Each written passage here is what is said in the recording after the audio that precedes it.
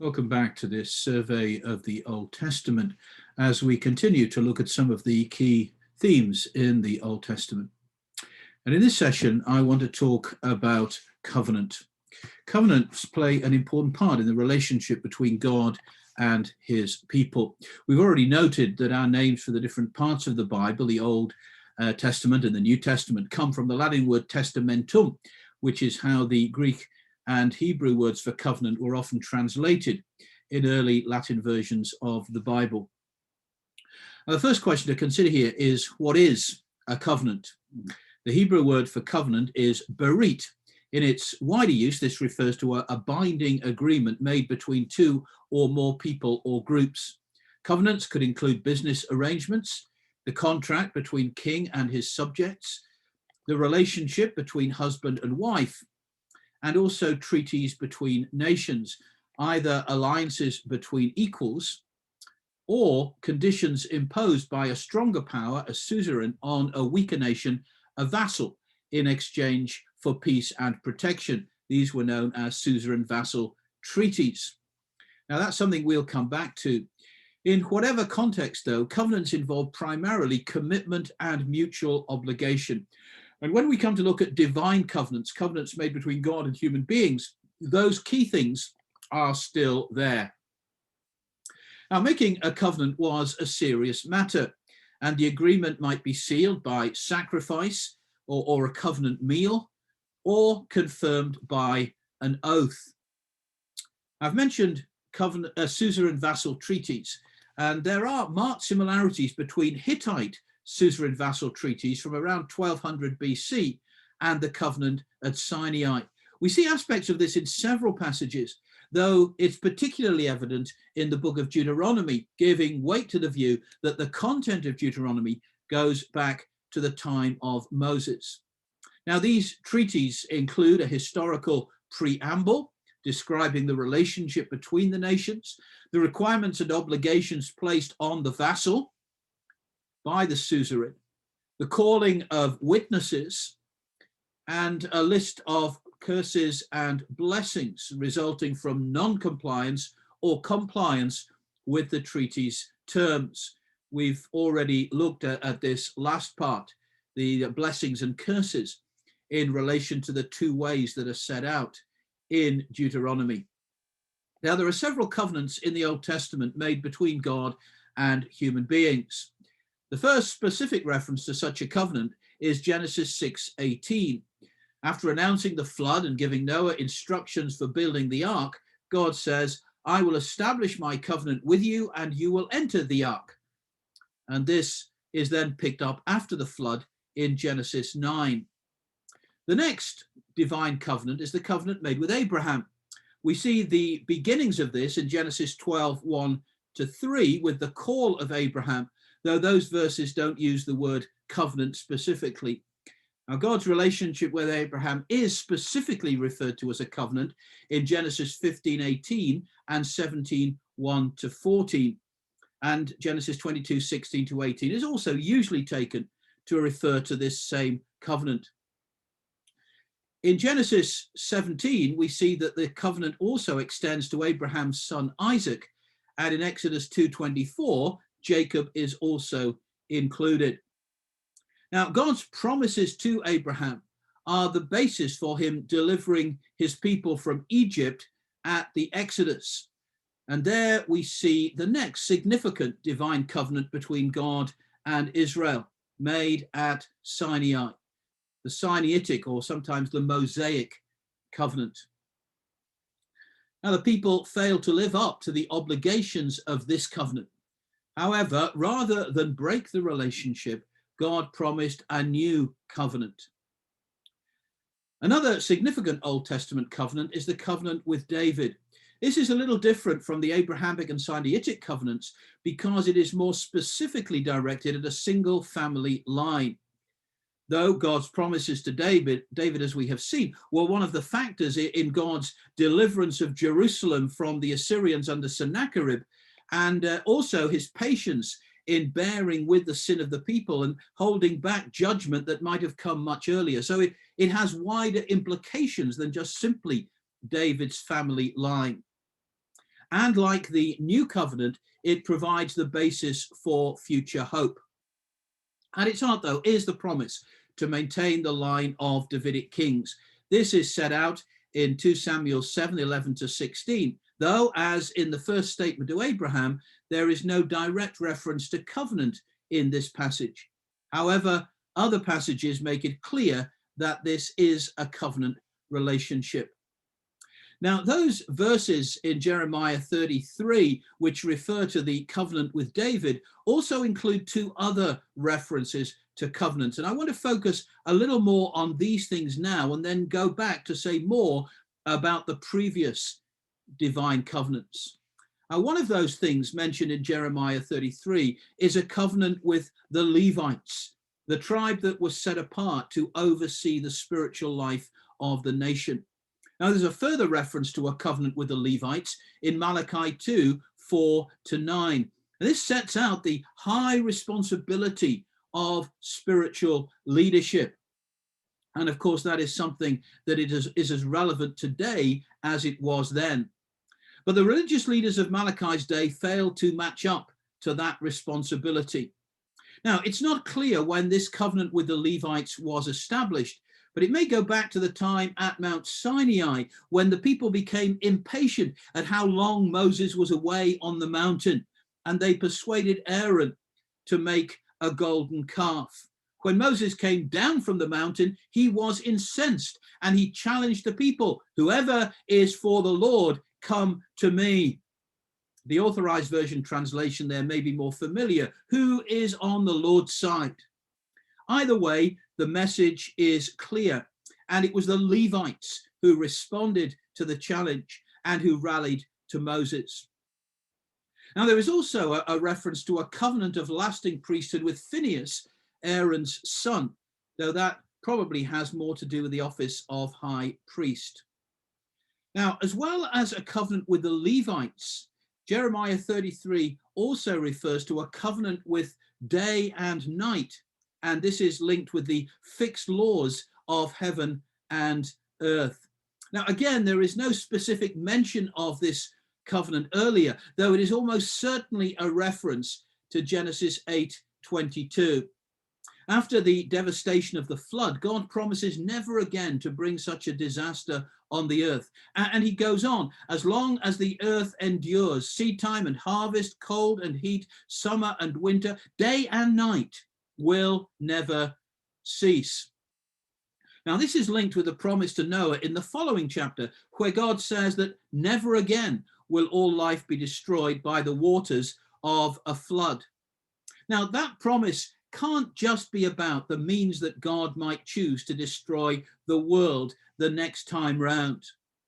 It would be cold comfort if this simply meant that next time it happens, God will do it through a different international catastrophe. And in my view, the significance of the promise goes back to what the flood signifies: the return of chaos as a result of human sin. Human sin is still there, and it seems significant that Genesis 8:21 recognizes that the same problem that was there before the flood, that every inclination of the human heart is evil from childhood, hasn't changed. But God's way of dealing with that sin has. And he promises that though chaos may still rear its head, as we see, for example, in the exile, it will never be allowed to bring the same level of devastation that we see in the flood.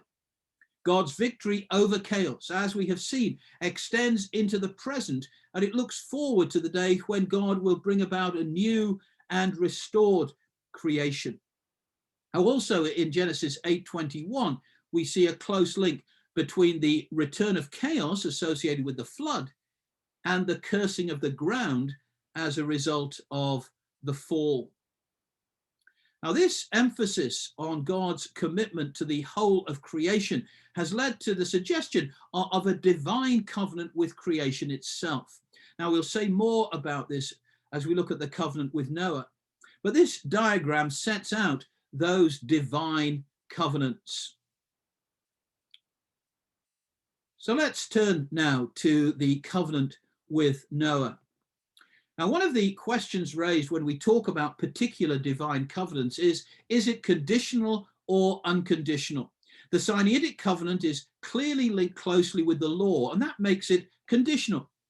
Covenants with Noah, Abraham, and David are sometimes viewed as unconditional. They are offered as promises. Now, I'll say more about this in each case, but in my view, all of these covenants include some conditions. So, for example, the covenant with Noah is initiated by God and it includes promises. But there are also conditional elements. Noah himself found favor with God, but that is then linked to him being righteous. And in order to receive the benefits of the covenant relationship, he needed to build the ark and then go inside. And both of these things are specifically noted as being in obedience to God's command. Now, the details of this covenant are set out in Genesis 9, 8 to 17, after the flood. Significantly, the covenant is made with Noah and his family, but also with every living creature. And as we have seen, it includes a commitment to maintain the order of creation. Now, as I've said, this has led to the suggestion of a covenant relationship between God and the created order itself. And in Genesis 6:18, the expression, "I will establish my covenant," might be better translated, "I will confirm my covenant," suggesting that some kind of covenant bond was already in existence. If so, this may be linked with the act of creation itself. Now, whether or not that is the case, the covenant with Noah confirms God's relationship with and his commitment to the whole of the created order despite human sin.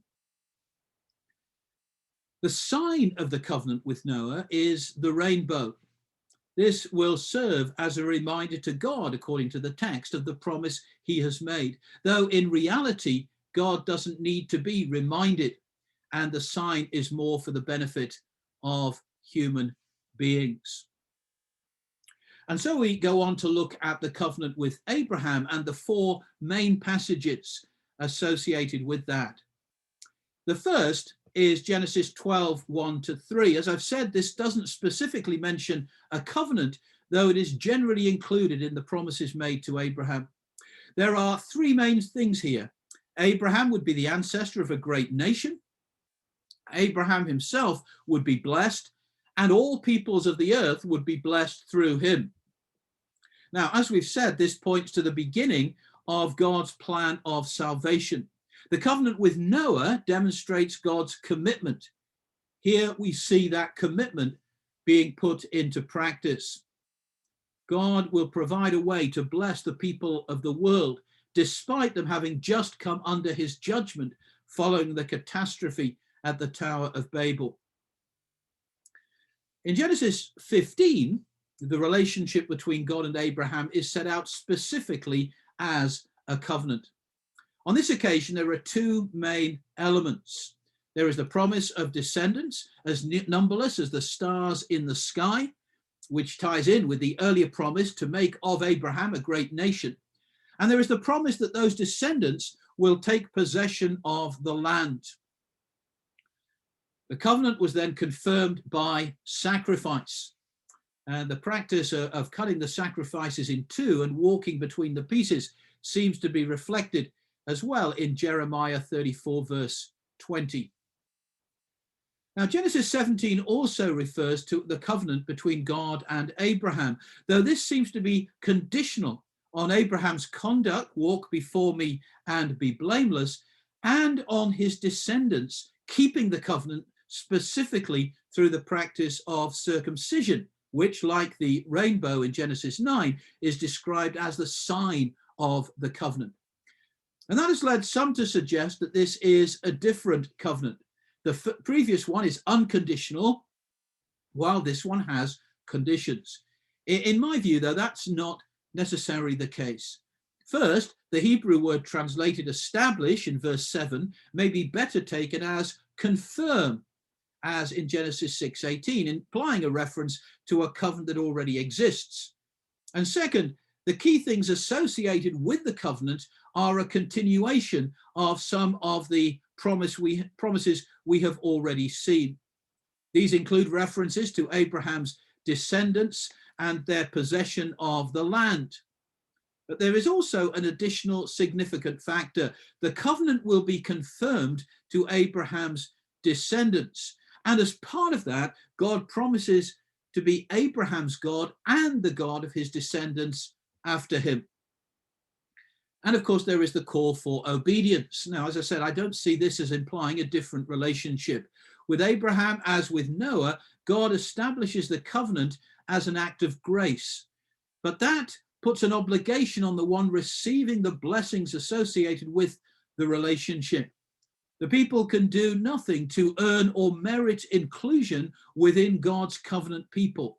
But having been included, they are called to live in a way that is consistent with it. The intimacy of relationship with God needs to be allowed to affect every part of their lives. And of course, the same is true for believers today. We cannot deserve the forgiveness and the new life that Christ has won for us through his sacrifice. But we are expected to live lives that are worthy of the calling we have received. I will say more about this when we come to the Sinaitic covenant. The final passage to note with regard to the covenant with Abraham is Genesis 22:16-18. This follows Abraham's demonstration of obedience in being willing to sacrifice his son Isaac. Now, again, there is no specific reference to covenant, but the key elements are there. There is the promise of descendants as numerous as the stars in the sky and the sand on the seashore. And taking possession of the cities of their enemies may include occupation of the land. As in Abraham's call, there is also the promise both of blessing and that through Abraham's descendants, all nations on earth will be blessed. And the promises are confirmed by an oath. Now, as with the sign of the rainbow, God's word is sure and he doesn't need to be bound by an oath. But this gives reassurance to Abraham of the certainty of God's commitment. Now, there are several elements here, but four key things stand out.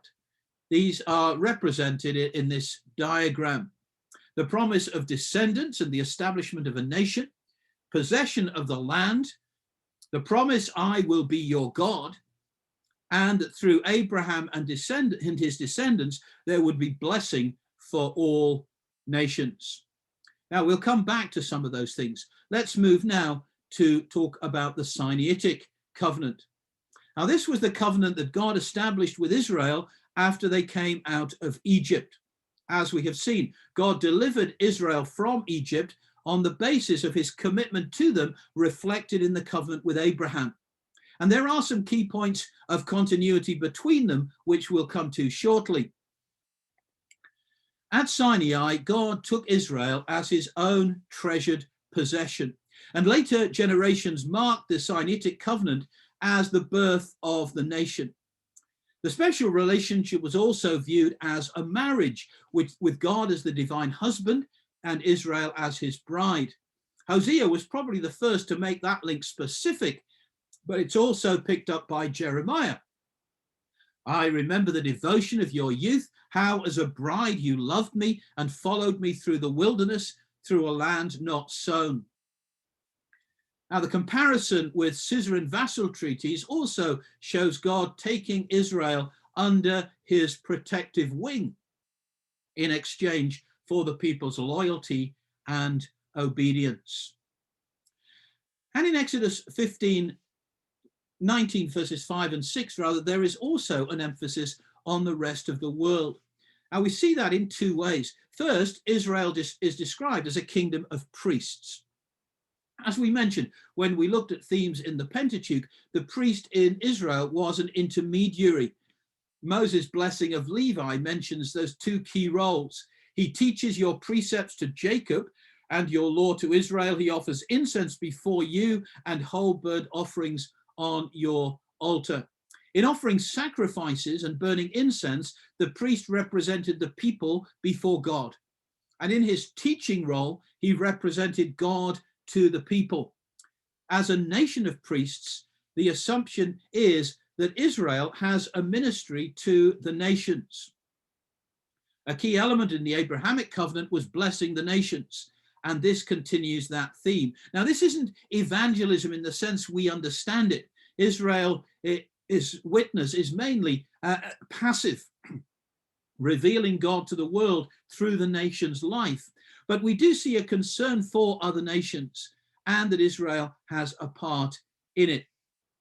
Now, the second way we see God's interest in the non-Israelite nations is in the expression, although the whole earth is mine. Israel is God's special, but not his sole possession. And there may be something more here. The word translated although is normally translated because, and that gives a possible interesting twist to this verse. Israel's calling to be a kingdom of priests with a ministry to the nations is because the whole world belongs to God. Because the world belongs to God, he has chosen Israel to minister to them. Now, I'll say more about that when we look at mission in the Old Testament. Now, another important feature of the Sinaitic covenant, which also has echoes of the covenant with Abraham, is the expression, I will take you as my own people and I will be your God. Variations of this expression, which is sometimes referred to as the covenant formula, appear many times through the Old Testament, and they generally signify this covenant relationship, even where the word covenant is not specifically mentioned. We've already noted the close association between the Sinaitic covenant and law, and obedience was clearly important. However, this was not the basis for God's choice of Israel. The law was given to people who had already been redeemed and brought into a relationship with God. And it represents the rules for that new relationship. It's also the means by which Israel maintains its distinctiveness to the world. Let me represent that in another diagram. Like the covenants with Noah and with Abraham, this covenant also has a sign, observing the Sabbath. The Sabbath was a weekly reminder of Israel's unique relationship with God, and keeping it became the touchstone of obedience. It involved rest from regular daily activities and gave the opportunity to focus on worshiping God, who was the true source of their well-being. And by resting from what might have been seen as necessary labor, it was also an expression of faith, trusting that God would ensure continued provision.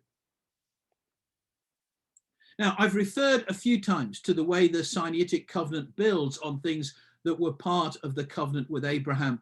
Let's go back to that diagram showing the main elements of the Abrahamic covenant and then put with them key aspects of the covenant at Sinai. God promised that Abraham would have descendants and would become a great nation. The Exodus and the covenant at Sinai were seen as the birth of that nation. Abraham was told that his descendants would occupy the promised land. When Israel came out of Egypt, they were on their way to that land. God promised to Abraham and his descendants, I will be your God. And that same promise is part of the covenant formula associated with the Exodus. And finally, God said that through Abraham, all nations would be blessed. And in the Sinaitic covenant, Israel was called to be a kingdom of priests with a ministry to the nations. The covenant with Noah then demonstrates God's commitment to the redemption of the world. And in these further covenants, we see that commitment being worked out primarily through God's covenant people. Now, as we move on to the covenant with David, we see further points of contact with Abraham. I'll come back to that in a moment. The Davidic covenant, as we have seen, is linked with God's promises to maintain the Davidic line. The appointment of David as king represented a significant change in national leadership. Previously, Israel had been led by a succession of charismatic leaders, most of whom had been raised up to deal with a particular crisis. Now, this was certainly the case in the period of the judges, who, as we've seen, were probably local leaders dealing with particular threats. The nearest we get to a national leader during that time was Samuel. When Samuel was nearing the end of his life, the people asked for a king, and Saul was appointed. When he was rejected because of his disobedience, David was anointed. Now, David, like Saul before him, was also a charismatic leader. But when it came to royal succession, we see something different. Up until then, there was the assumption that a father would be succeeded by his son. Abimelech, the son of Gideon, thought that he had a right to succeed his father. As Samuel grew old, he appointed his sons as leaders, and the people expected that they would take over from Samuel. That was one of the reasons they wanted a change. They wanted a king. After Saul's death, his family continued to rule in the northern kingdom. But though that was the assumption, it was not the rule. And it was only with God's promises to David that the idea of a dynastic rule became clear. And as we have noted, the idea that there would always be a king on David's throne was a key part of the hope of the coming Messiah. Now, closely associated with David was the city of Jerusalem. He captured it from the Jebusites and made it his political and his religious capital. This was the place from which God reigned alongside his chosen king. And that led to the belief, too, that the city had a special place in the purposes of God. And this promise that God had chosen Jerusalem and that there would always be a descendant of David on the throne gave hope to the people, especially during days of oppression and defeat. As we've seen, it was on this basis that Isaiah gave hope to Hezekiah when Sennacherib and the Assyrians threatened Jerusalem. And this was linked with the hope of the Messiah, the descendant of David, who would reign in Jerusalem and preside over the coming kingdom of God. Now, as I've said, there are several points of contact between David and Abraham. Let me go back again to that earlier diagram. Now, the promise of descendants is repeated to David using almost the same words. David will have a son from your body. Translations vary, but this is the same promise made to Abraham in Genesis 15:4 before the birth of Isaac. And in Jeremiah 33:21, the number of David's descendants, like Abraham's, are likened to the stars in the sky and the sand on the seashore.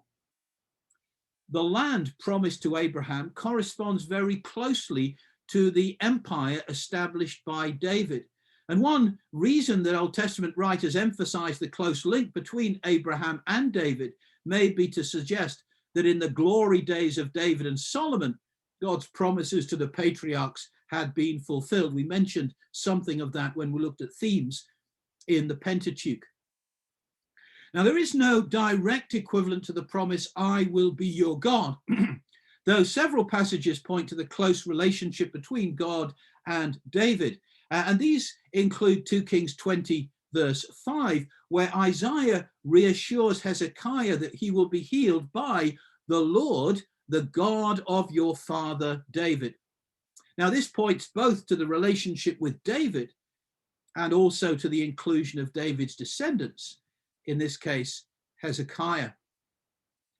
And finally, the promise of blessing to the nations is again linked to the Davidic king, almost word for word, in Psalm 72, verse 17. Then all nations will be blessed through him, and they will call him blessed. Now, there is a little more tension with the Sinaitic covenant. As we have seen, when the people had broken that covenant and might expect judgment, it was God's promises to David that held the judgment back. And as I've said, once judgment had fallen, this covenant was the basis for the hope for the future and of a coming Messiah.